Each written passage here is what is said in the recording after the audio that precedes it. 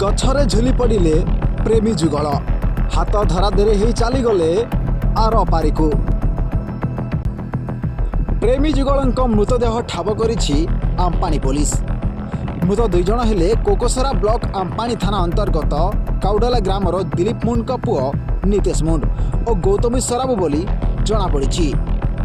उभय राति 2टारू निखोज थिले। परिवार लोके खोजाखोजी करथिले मध्य कौनसी संधान मिली पारि नथिला।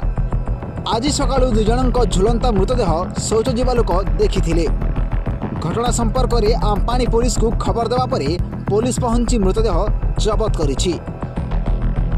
एहा कोकसरा अंचल रे चर्चार विषय पलटिछि।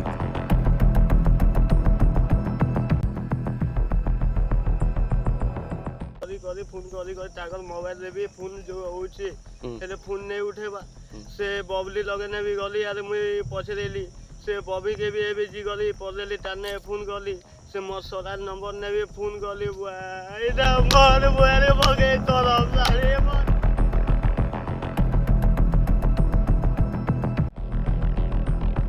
ब्यूरो रिपोर्ट विस्तार खबर।